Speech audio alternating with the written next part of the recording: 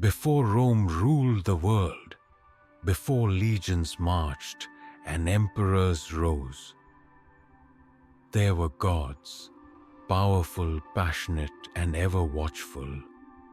The Roman myths shaped a civilization, and their echoes still whisper through time. Welcome to the world of Roman mythology. The birth of Rome and the blood of the gods. Long ago, when the world was still wrapped in shadows and humanity clung to flickering lamplight, there lay a stretch of land between rolling hills and the winding Tiber River, a place chosen by fate where a legend would rise, a city destined to rule the world, Rome. The ancient Romans believed that the gods walked among them, not just distant beings in the heavens, but forces that stirred the winds, whispered in the leaves, and watched silently from the stars.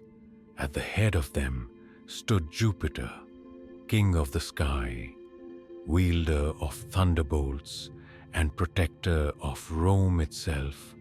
At his side was Juno, guardian of women and goddess of marriage, ever watchful, ever proud.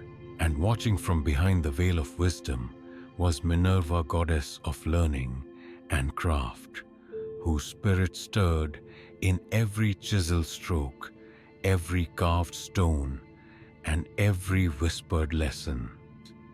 Though many of Rome's gods had once been borrowed and reshaped from the Greeks, Neptune from Poseidon, Mars from Ares, Venus from Aphrodite, the Romans gave them new names, new temples, and new meaning.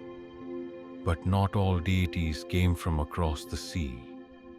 Janus, with his two faces, one turned to the past, one to the future, was born from Rome's own soul. He guarded every threshold, every gate, every beginning, and fittingly, January, the first month of the year, bears his name. And it was the gods themselves who shaped the very founding of Rome. From the union of Mars, fierce god of war, and Rhea, Sylvia, a mortal Vestal virgin, bound by vows of chastity, came twin sons Romulus and Remus. Their birth defied divine and mortal law alike, and for this transgression, they were cast into the Tiber River by the cruel King Amulius, an attempt to silence destiny. But fate and the gods would not be denied. The river carried the twins to safety, where they were discovered by a she-wolf, a creature sacred, wild, and divine. She nursed them with her own milk, her fur their first cradle, her growls their first lullaby. The boys survived, thrived, and were eventually taken in by a kind shepherd and his wife. As they grew, Romulus and Remus became leaders among men, warriors with fire in their blood and stars in their eyes. Together, they overthrew Amulius and freed their mother. But when the time came to build a new city, a city that would outlast time, the brothers quarreled, and in the shadow of destiny, Romulus struck down his brother, Remus. With grief in his heart and the blood of his twin on the ground, Romulus laid the first stone and named the city Rome after himself. Thus, the eternal city was born not only from divine will, but from sacrifice and sorrow. Temples rose like mountain peaks. Offerings were laid on altars, sweet wine, sacred animals, and whispered prayers. The gods were everywhere, in thunder, in harvests, in victory and loss. Romans believed that no moment in life escaped the gaze of the divine, and that fate itself was spun by their hands. But unlike gods of moral judgment, the Roman gods did not demand virtue. They demanded ritual honor and tribute. Please them, and fortune followed. Anger them, and ruin would descend. Today their echoes remain. Statues of Neptune still command city fountains. Carvings of Janus guard ancient doorways. And if you look to the sky, you will see their names among the stars. Mars, Venus, Jupiter, silent sentinels of a long-faded empire. Yet the myths endure.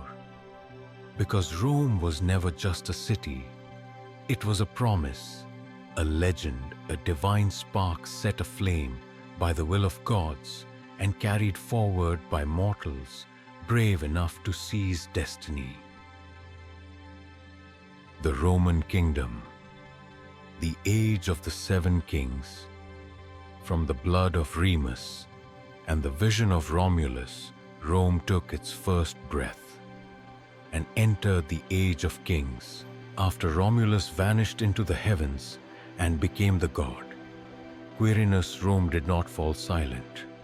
Instead, a new chapter began, the era of the 7 kings.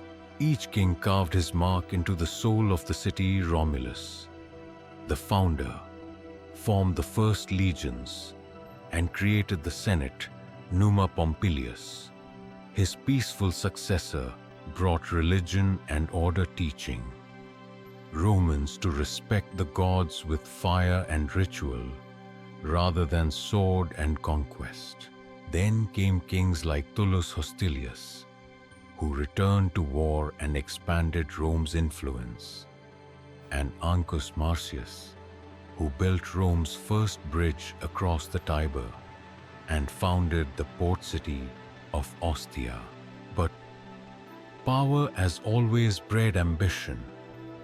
Tarquin the Elder, a foreigner turned king, brought great construction, temples, forums, and the Circus Maximus.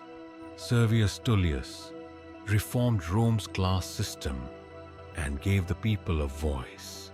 And then came Tarquin, the proud, cruel, arrogant, and blind to the will of the people. His son's crime against the noble woman, Lucretia, sparked outrage, and from her death came revolution. The Romans rose up and swore an oath: never again shall one man rule all of Rome. The last king was cast out, and thus began a new era. The Roman Republic, power to the people. Without kings, Rome did not collapse.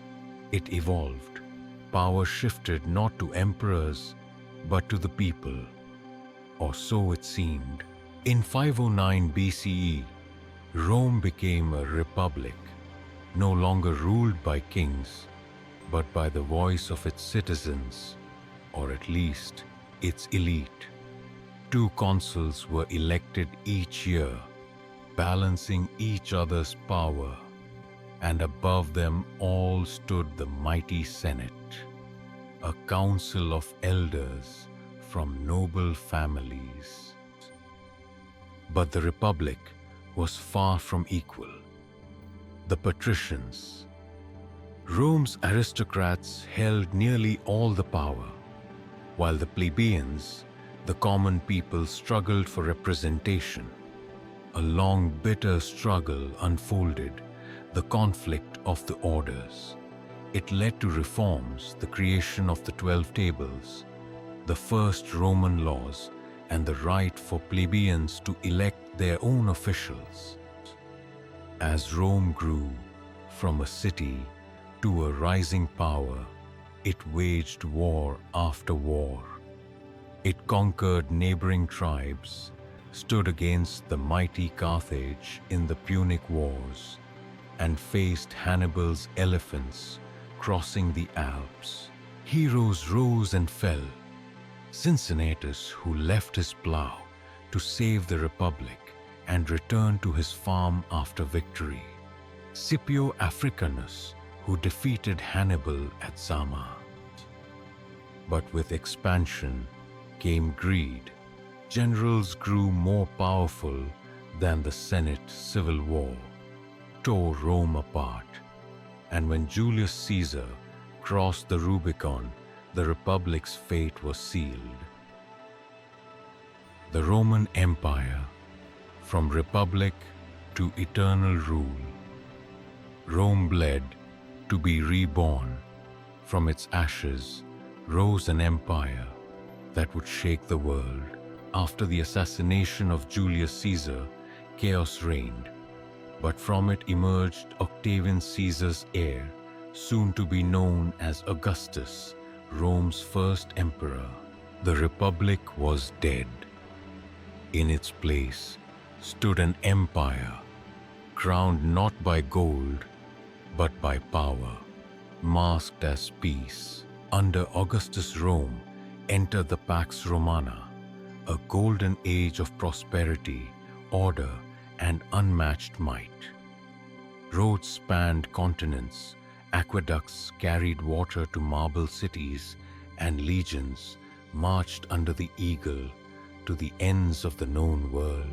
Emperors came and went, some wise like Marcus Aurelius, some mad like Nero, yet the empire endured, adapting and absorbing, conquering and civilizing. But even as Rome flourished, new ideas stirred among them. A man from Judea, named Jesus, whose teachings would one day shake the empire to its core. Though Christianity was once outlawed, it would rise to become Rome's official religion. Eventually, the empire became too vast, too strained. In 285 CE, it split in two, the Western Roman Empire and the Eastern or Byzantine Empire. In 476 CE, the Western Empire fell to invading tribes.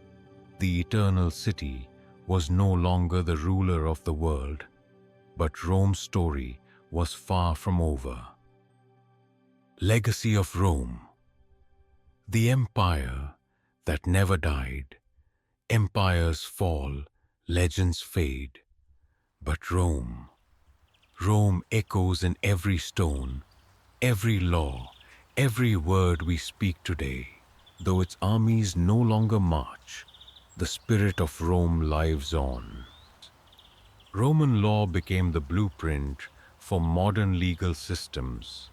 Latin, the language of the Romans, gave birth to French, Spanish, Italian, and more. The calendar, we use the alphabet. We write with the roads we travel. All trace their roots back to Rome. Their gods still whisper through the names of planets: Mars, Venus, Jupiter. Their architecture inspires modern capitals. Their myths fill our books and films. Rome was more than an empire.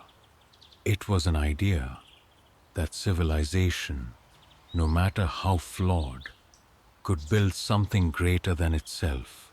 And though its walls have crumbled and its emperors lie in dust, Rome still stands in memory, in legacy, in us.